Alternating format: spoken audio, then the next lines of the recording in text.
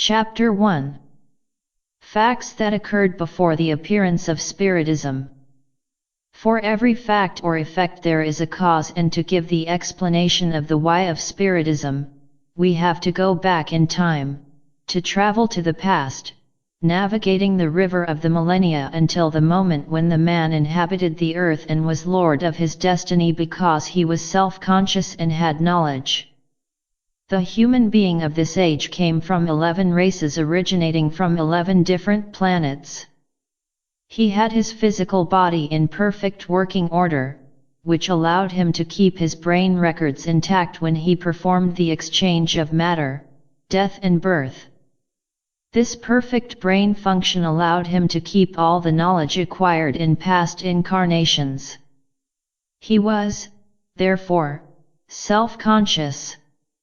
In the beginning, before these races settled here, the species of the flora and fauna of these planets were first brought here, which thrived and multiplied, complementing the formation of our vegetable and animal worlds. As soon as they arrived, they found that the spiritual world already existed, but there was no man's life in matter. They began, from that moment on, the production of matter, that is, physical bodies, so that the spirits of our planet could initiate incarnations. Here is an explanation of why this procedure. In the formation of the planets, the spiritual world is first formed and then the material mass of the globe. Once the physical world is made, however, material bodies are lacking so that the spirits that make up the extra-physical population can begin their journey in the material world. It is at this moment that the collaboration of the inhabitants of other planets becomes necessary, offering to the spirits of the beginning orb physical bodies so that through the birth they have their first experiences in the material world. This beginning would not be possible without the participation of other worlds inhabited by the man who is son of the same creator. It is important to note that the 11 races that began the settlement of the earth were distributed across several geographic areas, observing the similarity between the different environmental factors of our planet and those of their original environments, such as climate, relief, and vegetation. This explains why there are so many races on our planet with such striking differences among them. It was during this era that our planet suffered a terrible accident caused by solar explosions that broke the protective atmospheric layer of the Earth, a fact that is observed until the present day and worries the scientific community of several countries. This broken allowed enter a great amount of radiation, which caused, and continues causing even today, irreparable damage to the man who inhabited here. The physical body suffered great damage, but the damage done to the human brain was incalculable. All the records that formed the memory were erased and the man plunged into the awful era of unconsciousness. He no longer knew his origin and his past. All your knowledge has been blocked. Of all the records of his memory only one remained, the remembrance that relief came from heaven, a principle which even today guides many religions. There is an explanation for the fact. At that time the various planets that participated in the colonization of the Earth sent, from time to time, teams to accompany the development of those who remained here. The ships that visited the Earth followed by special routes of space navigation, and when they arrived they descended from the top, that is, of the sky. So this record reminded the man that the help came from the high. As time went on, the man came to believe that this high or sky referred to God. With the accident, the ships were prevented from coming to our planet because the special routes of space navigation that led them to Earth had been blocked by solar explosions. A long time passed until they could return to our planet. When the teams finally returned, they found the man in deplorable condition. He had become unconscious and no longer remembered his past and his origin. Because of this, the people who put up these teams were worshipped as gods. As much as they tried to explain what had happened, they could only arouse the fury of those who wanted to worship them. The immediate consequence of this behavior was the long-term suspension of sending new teams to Earth. Questions and answers. At the end of each chapter was added a series of questions related to the theme developed there. These questions were extracted from the Spirit's Book and the original answers were marked with Spirit's Book, followed by the author's comments, where a new approach is often shown using an updated and more consistent language with the understanding of the today's man. These answers are based on Spiritist learning in the physical and spiritual worlds, in the teachings that guide the physical technique for the achievement of self-consciousness, as well as in the content of the related works, in the author's note. Related topics. 1. When did the earth begin to be peopled? Spirit's Book. In the beginning all was chaos. The elements were mixed up in a state of confusion. Gradually those elements settled into their proper places, and then appeared the orders of living beings appropriate to the successive states of the globe. Comment. Our Earth was populated by human beings from other planets. As soon as they arrived they found the spiritual world already formed, but there was no human life and matter. They began the production of physical bodies so that they could initiate the incarnations of the planet's spirits. 2. Whence came the living beings that appeared upon the earth? Spirit's Book. The germs of these were contained in the earth itself, awaiting the favorable moment for their development. Comment. Most of the living beings were brought from various planets and placed on the earth to multiply. The man himself, coming from outside, here began the settlement of our world. 3. Was the human species among the organic elements contained in the terrestrial globe? Spirit's Book. Yes, and it made its appearance at the time appointed by the Creator. Comment. The human species, matter, was not among the elements of the globe and had its origin outside the earth. 4. If the germs of the human race were among the organic elements of the globe, why are human beings not produced spontaneously at the present day, as they were at the time of its origin? Spirit's Book.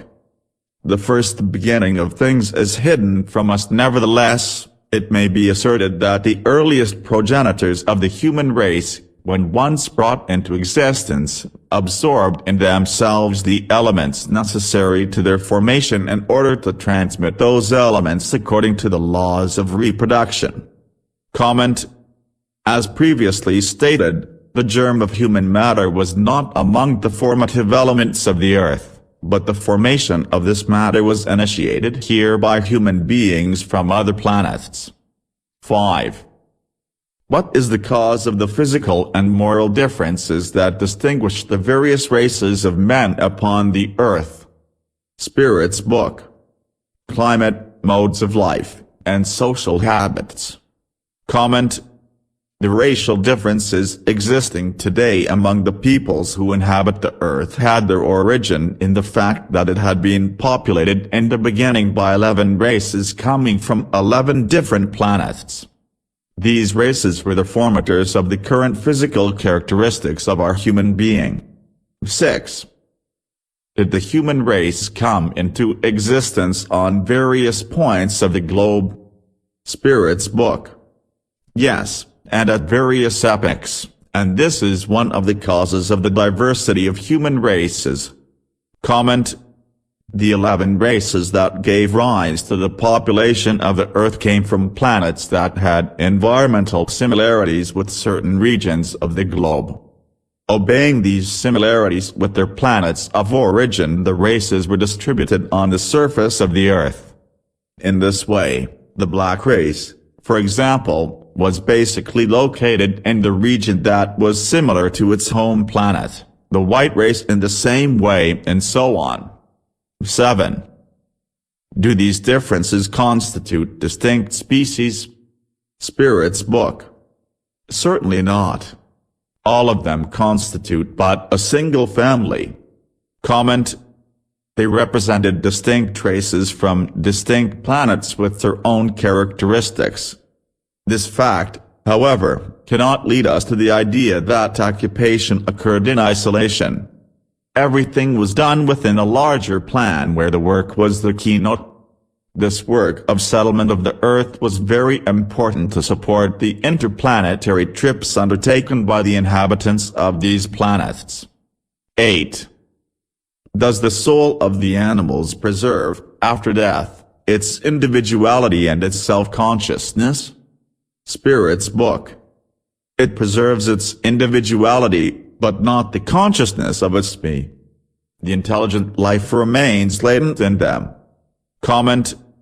Animals were created perfect for their purposes, but their lives begin with birth and end with a cessation of organic life. The energy that sustains the material organization dissipates with the cessation of life. After death nothing will remain of an animal because the very energy that dissipates is assimilated by other animals or by the very matter of the human being. 9. Since the animals have an intelligence which gives them a certain degree of freedom of action, is there, in them, a principle independent of matter? Spirit's Book. Yes, and that survives their body. Comment.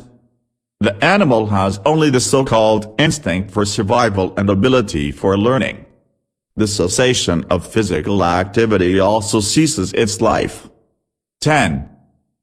Do animals progress, like man, through the action of their will, or through the force of things? Spirit's Book. Through the force of things. This is why there is, for them, no expiation. Comment. The animals were created perfect for the purposes for which they are intended. There is therefore no progress, and even if it were there it would be lost as soon as the animal loses its life. This is based on the principle that the existence of the animal begins with the birth and ends definitively with physical death. 11. You have stated that the soul of man, at its origin, is in a state analogous of that of human infancy, that its intelligence is only beginning to unfold itself, and that it is essaying to live. Where does the soul accomplish this earliest phase of its career? Spirit's Book. In a series of existences which precede the period of development that you call humanity. Comment. The Creator created the perfect human being, distinguished the ones with the record of matter, who follow the path of incarnation, and others, without this record, who distance them from the use of matter.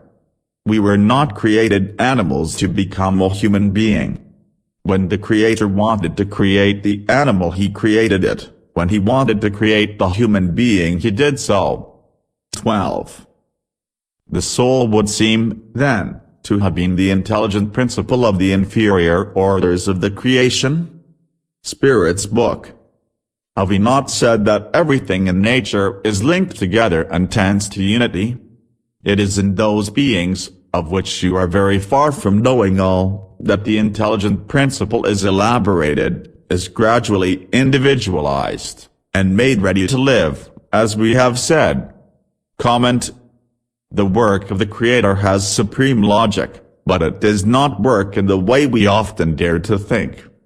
Thus, the human being is not a product of the evolution of the animal, vegetable and mineral kingdoms, but on the contrary he is the guardian of these kingdoms, as a participant of the great universal administration. 13. Does this period of humanity commence upon our earth? Spirit's Book. The earth is not the starting point of the earliest phase of human incarnation. The human period commences, in general, in worlds still lower than ours. This, however, is not an absolute rule, and it may happen that a spirit, at his entrance upon the human phase, may be fitted to live upon the earth. Such a case, however, though possible, is infrequent, and would be an exception to the general rule. Comment.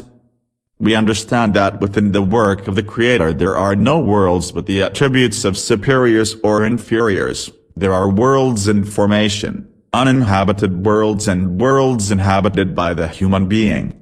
As for the fact that a spirit inhabits a particular planet, this is rather a voluntary choice and not a prize or an imposition. This is our case in relation to the Earth because everyone who inhabits it today has volunteered and assumed the planet as their home. 14.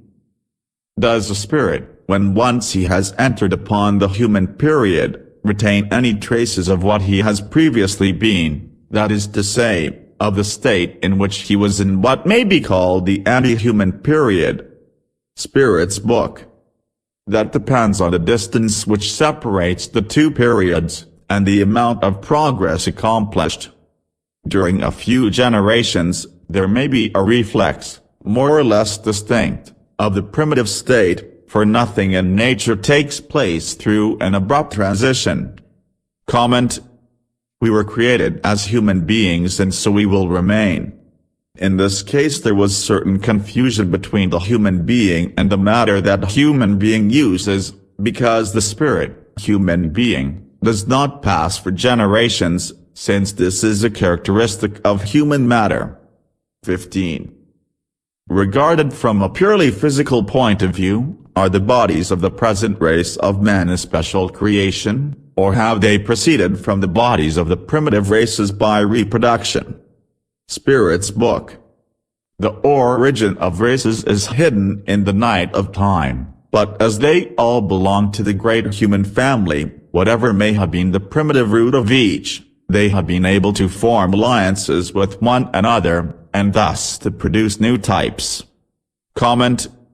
Our bodies have originated, through time, from the 11 races coming from 11 distinct planets that began the reproduction of physical bodies here on Earth.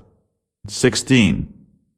In worlds in which the corporeal organization of living beings is of a purer nature than in the Earth, do these need food? Spirit's Book. Yes, but their food is in keeping with their nature.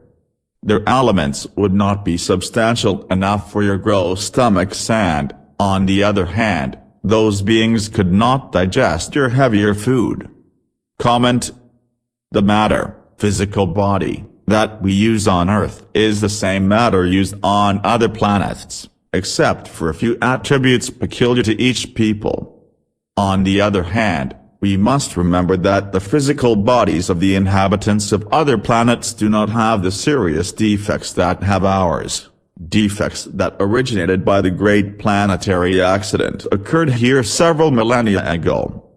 As far as food is concerned, people on other planets use practically all our basic foods. It could not be different, because our foods were brought by them from their original planets, when they arrived here and began the process of reproduction of human matter.